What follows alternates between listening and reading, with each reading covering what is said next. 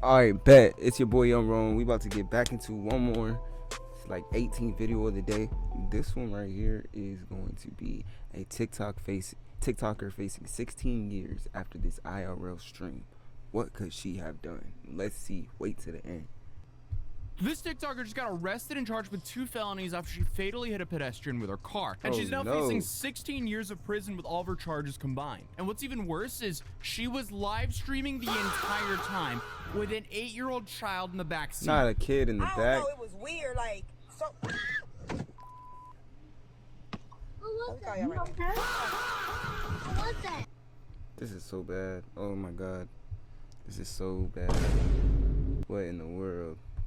And then it gets even more disgusting because she got right back on TikTok live and then tried to solicit donations from her viewers after the fact that she ran over a guy. Yeah, my Cash App up there if y'all want to support. But some tells me the Cash App donations are not going to help her with the reckless homicide and aggravated use of cell phone charges that she's awaiting trial for. Oh my goodness, I forgot to turn on my light here. Suddenly the lighting got better. And even after ending the life of a 59-year-old man, she's been back online posting AI videos set to sad music, calling her circumstances a trial from God instead of what it is, a crime and just complete negligence on her part. Like, this is a tragedy that should have never happened. Now you may be thinking, wow, yet another dumb TikTok teenager acting stupid for clout. But if you thought so, you'd actually be very wrong, because today we're talking about 43-year-old Tanisha McCarty Wharton. Why are you 43 years old, allegedly looking and arguing on your stream instead of driving? Again, such a preventable tragedy. But she's also known as Tea Time to her fans, and she runs a TikTok account with about 30,000 followers. And Tanisha posts a variety of content, from personal stories and content from her day job as a teacher to moderating arguments on live, where she refers to herself as the judge. And unfortunately for her, she's now going from LARPing as a judge to facing judgment. And while there's, you know, a decent amount of content on her page, her bread and butter seem to be the TikTok live stream. We have little evidence of beyond what she said and shared herself. But in my opinion, it's fair to say that Tanisha was live streaming a good chunk of life. She found it so important that she needed to do it while driving. For live content, while vlogging, however, as you might expect, she was, like I said earlier, one of other people's arguments to, I guess, insert herself. Don't here and act like you don't know what I'm talking about. And that's a teacher. Girl, playing moderator. And she's a teacher. Y'all allowed this lady to be a teacher, and she's doing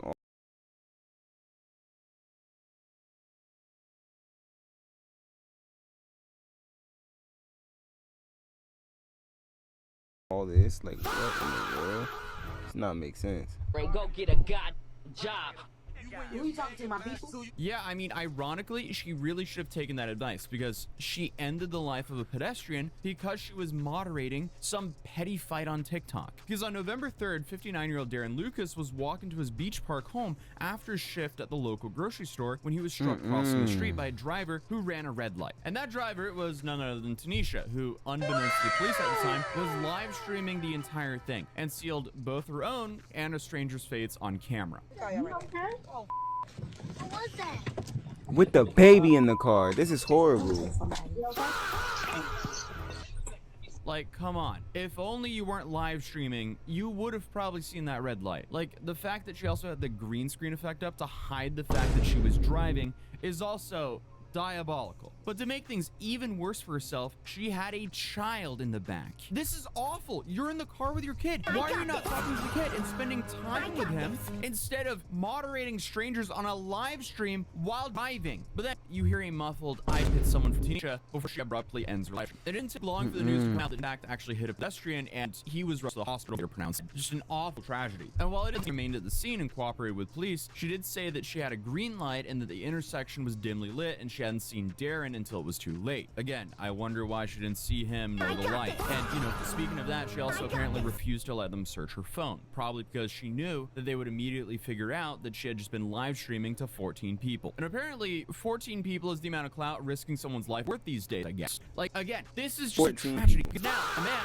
lost their grandson whole time their grandmother is guardian. People who witnessed the live to send clips of the crash to local authorities and did proved distracted and on phone when all this happened. And this led to a warrant for her arrest Tuesday, December 23rd. And according to this New York Times article, an hour of the arrest being issued on Tuesday, investigators they found McCarthy leaving her home with sex. They barely hit her before she was apparently going to leave. But regardless, Tanisha was taken into custody and booked on felony charges of reckless homicide and aggravated use of communications device, resulting in a And at the time, she was being held without a bond. But she lawyered up and had an appearance in court, and this is where her lawyer argued that the evidence is hardly compelling, because there's a police report with an eyewitness contradicting the police's claims that she ran a red light. Tanisha's lawyer also said they are overcharging her with reckless homicide, saying, "Of course, I believe that if a person is distracted by some communication device while driving, it is a negligent," he said. "There's no question this is a negligent act, but that doesn't mean it's a reckless act." I know her lawyer and he has to defend her, but it's kind of hard to use live streaming while driving and ending someone's life. But either way, Tanisha was released pending her trial on January 27th. Throughout, she's been unstoppable posting, promoting herself in numerous ways. Just days after the incident, while police were still doing their investigation, Tanisha allegedly got on live again, despite her account being private, and started asking her viewers for donations to support her mental health. Yeah, my cash up there if y'all want to support when I'm on leave. I know, probably mom. Apparently, she's also announced an album called Testimony. I've been writing. I got a new album series coming out with stuff that y'all already heard them. I've been working on that. Like, come on, like, you ran down a man in your car, and you're now trying to use this to promote your album? What stage of TikTok brain rot are we at right now? Because this is bad. But viewers obviously immediately been calling this out. Everyone knew she ran over a guy while live streaming, so no one's really prepared to give her a whole bunch of sympathy here. The reaction to seeing this is, how is she not immediately showing sympathy and remorse to the victim? Like, where is the human decency? Because, like, nonchalant and posting like it's normal after taking someone's life, that is just wild. And since her release while pending trial, she's posting again. And now, on her public profile, basically acting like a rich person. She has got videos of people crying from album, selfies used with offense. The whole thing just seems completely tasteless and doesn't make sense. Take her link, she also children book and so yeah, that's to show you that shouldn't always just take the advice of anyone who writes self-help. I mean, just look at the titles of these books. I mean, what is going on here? Tanisha seems like she's trying anything she can to become wealthy and a person of influence, despite the fact that she made a decision by someone in their life. Apparently, TikTok doesn't get live like basically any other live streaming platform. Duh. And Tanisha, I guess, used the green screen feature to bypass that. So if she was actually aware that she was using the green screen feature to bypass that, that changes a lot of things here. And unfortunately, the real victims in the story is Tanisha's 8-year-old grandson, who we have to assume was in the video. She has multiple videos with him, even one where she outlines how she got custody of him. Meaning, if she goes to jail, this could actually end up in the foster care system, which is just absolutely awful. So on one side, you obviously have her grandson, but obviously the victim and their family as well. So it's just an awful situation that shouldn't have happened. But like I said, right now, Tanisha, she's awaiting for trial on January 7th, and I'll let you guys know if anything happens. So feel free to drop in this video, and I'll keep you guys up to date on what's going on here. Subscribe if you're new, and I'll see you guys in the next one. Peace.